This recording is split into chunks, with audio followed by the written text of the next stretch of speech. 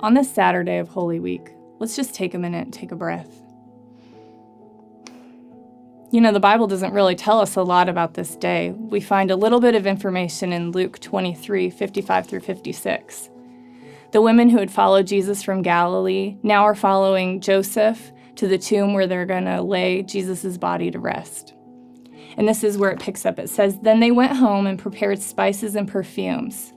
But they rested on the Sabbath in obedience to the commandment to remember the Sabbath and keep it holy."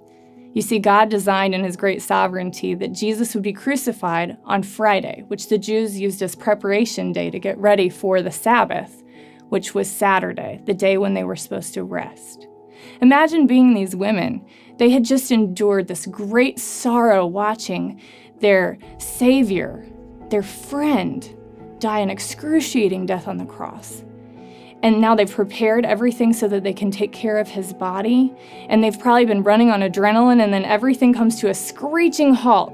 And they're forced to rest, to wait, to face the reality. It's an interesting thing. I know at times in my life when I've faced sorrow and the grief hits me like a ton of bricks, you know what you're not going to find me doing? Resting. I want to do everything I can to stay as busy as possible so I don't actually have to face the sadness and the grief and the pain.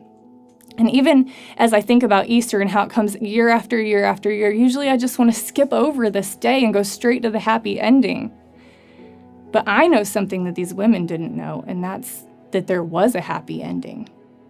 I try to put myself in their shoes, and it's not that hard to do this year, right? Many of us are being forced to rest when we didn't want to. There are things that we've been avoiding thinking about for years, and now they're bubbling to the surface and we're having to deal with them. We don't know how life is going to look when this whole thing ends. Is everything going to be okay? I'm sure they were asking some very similar questions to themselves. Is everything going to be okay when all of this is over? Why does it feel so confusing? And did we follow something that wasn't true? We gave our lives for this man. We trusted him completely. Were the religious leaders right all along? And then mixed in there, I think there were some feelings of guilt.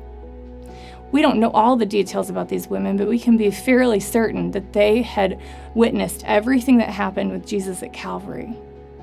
And I wonder, did they know why? When he endured the beatings and the nails and he was bleeding, did they know that it was out of such great love for them? But then also, did they know that they actually had a hand in what happened to him? I think that's the hardest thing to think about. I have this glass of water, and let's say that I had just gotten it straight from a spring. It's healthy and pure and good for me to drink. But if I took a dropper of poison and just dropped just one drop of poison in this water, it would affect the whole glass. I wouldn't bring it to my lips to drink out of it in fear that I would poison myself. In the same way, that's like sin. God created humanity in perfection, and just one sin committed by one person affected all of us, and now we've all been infected by it.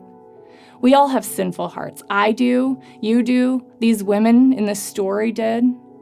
And even though I wasn't there holding the whip and they weren't nailing the nails into his hands and his feet, aren't we all responsible for what happened to him? For it's because of our sin that Jesus had to die on the cross. It's heavy to think about today, and it doesn't feel at all like a celebration, but I wonder if God designed it to be exactly this way. Friday was a dark and sorrowful day, but Saturday was like when you go out of your house in the middle of the night and there are no stars and it's so inky dark you can't even see where you're going. That's Saturday of Holy Week. We're forced to just wait and contemplate our sin and think about why it was that Jesus had to die. And also to prepare our hearts, because we know that it usually feels darkest before the dawn. And Sunday is coming.